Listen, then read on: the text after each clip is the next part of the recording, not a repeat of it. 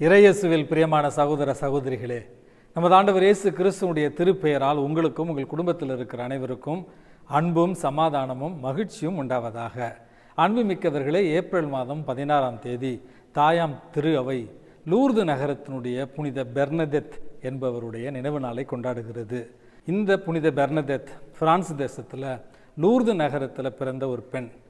இவரும் இவருடைய சகோதரியும் இவருடைய தோழியும் மசபியல் என்று சொல்லப்படுகிற ஒரு குகைக்கு அருகில் ஆடு மாடுகளை மேய்த்து கொண்டு விறகுகள் பொறுக்கி கொண்டிருந்த நேரத்தில் அழகிய பெண்மணி ஒருவர் இவருக்கு காட்சியளிக்கிறார். வெண்ணிற ஆடையையும் இடையில ஊதா நிற கச்சையும் அணிந்திருந்த அந்த அழகிய பெண்ணை பார்த்து வியந்து போகின்றனர் இந்த சிறுவர்கள். அன்புமிக்கவர்களே, இது நடந்தது 1858 பிப்ரவரி மாதம் 11ஆம் தேதி.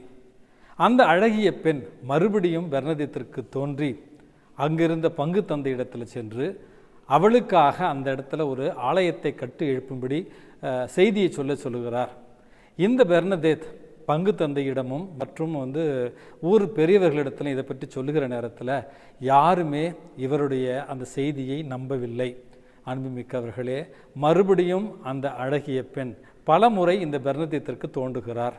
இப்பொழுது பங்கு தந்தை அந்த பெண் யார் என்று நீ கேட்டு என்னிடத்துல சொல் அப்படின்னு கேட்கிற நேரத்தில் இந்த புனித பெர்னதெத் அந்த அழகிய பெண்ணிடத்தில் நீங்கள் யார் அப்படிங்கிற கேள்விக்கு அந்த பெண் சொன்ன பதில், நாமே அமல உற்பவி அப்படி என்று. ஆம் அன்புமிக்க சகோதர சகோதரிகளே, நமது அன்னை அமல உற்பவியாக இந்த லூர்து நகரத்தில் பெர்னதெத்திற்கு தோன்றி தான் அமல உற்பவி என்று இந்த உலகிற்கு முதல் பிரகடனத்தை செய்கிறார். அன்புமிக்கவர்களே, மக்கள் மனம் மாறி இயேசுவிடத்தில் திரும்பி வர வேண்டும் என்றும் அனுதின ஜெபமாலை மூலமாக இறைவனிடத்தில் அவர்கள் வர வேண்டும் என்கிற அன்பு கட்டளையும் அவரிடத்தில் கொடுக்கிறார். இந்த அன்னையினுடைய அந்த காட்சி என்பது 1858 பிப்ரவரி மாதம் 11ஆம் தேதியிலிருந்து அதே ஆண்டு ஜூலை மாதம் 16ஆம் தேதி வரையில் 18 முறை தோன்றியதாக நம்ம வரலாற்றில் வாசிக்கிறோம்.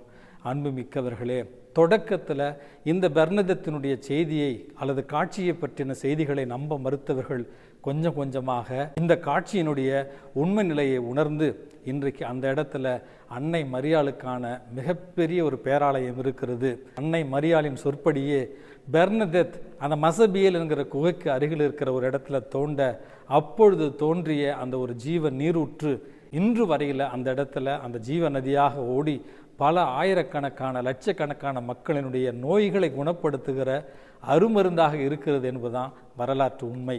அன்புமிக்கவர்களே, இந்த பெர்னதெத் பிறகு அங்கிருந்த ஒரு துறவர சபையில் சேர்ந்து பிறகு காசா நோயினால் பீடிக்கப்பட்டு மிகவும் நலிவுற்ற நிலையில் இயற்கை மரணம் அடைந்தார் என்றும் இவருடைய வாழ்க்கையில் நம்ம பார்க்கிறோம்.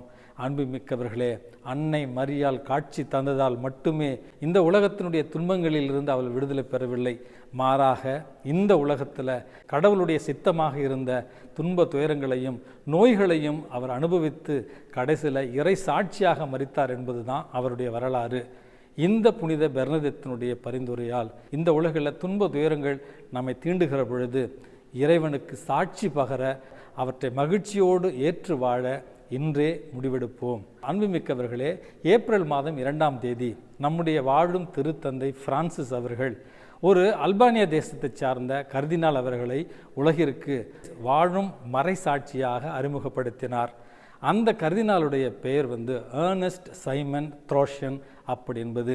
அல்பானியா தேசத்தில் கடவுள் மறுப்பு கொள்கை கொண்ட ஒரு அரசுக்கு கீழே 30 ஆண்டுகள் சிறையிலிருந்து இயேசுவுக்கு வாழும் சாட்சியாக இருப்பதாக திருத்தந்தை அவரை அறிமுகப்படுத்தினார்.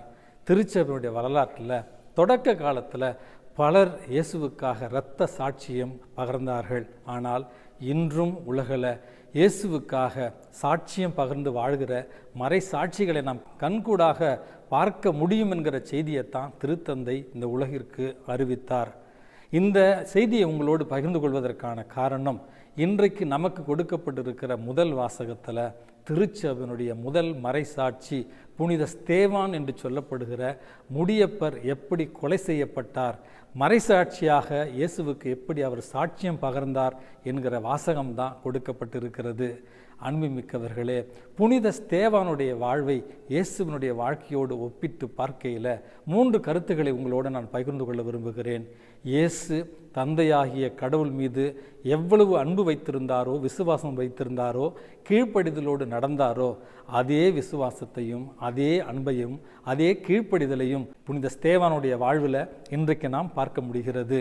2வது, இயேசுவுக்கு எதிராக எப்படி யூத தலைவர்கள் வெகுண்டெழுந்து அவர் மீது கடவுளை பழிப்புரை செய்கிறான் என்று குற்றம் சாட்டினார்களோ, அதே போல புனித ஸ்தேவானுக்கு எதிராகவும் இன்றைக்கு யூதர்கள் வெகுண்டெழுந்து இவனும் கடவுள் மீது பழிப்புரை செய்கிறான் என்கிற குற்றச்சாட்டை வைப்பதையும் இன்றைக்கு நம்ம முதல் வாசகத்தில் பார்க்கிறோம்.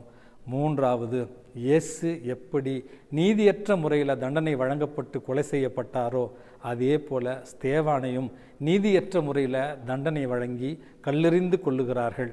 கடைசி செய்தியாக, எப்படி இயேசு சிலுவையில் தந்தையே இவர்கள் செய்வது என்னதென்று தெரியாமல் செய்கிறார்கள், இவர்களை மன்னியும் என்று சொன்னாரோ, அதே போல இன்றைக்கு ஸ்தேவானும் தன்னுடைய இறுதி மூச்சை கடவுளிடத்தில் ஒப்படைக்கும் முன்பாக இவர்கள் செய்வது என்னதென்று செய்கிறார்கள், தந்தையே இவர்களை மன்னியும் அப்படி என்று இறப்பதற்கு முன் தனக்கு கொடுமை செய்தவர்களையும் தனக்கு நீதியற்ற முறையில் தண்டனை கொடுத்தவர்களையும் மன்னித்து இறக்கிறார் இன்றைக்கு புனித ஸ்தேவான்.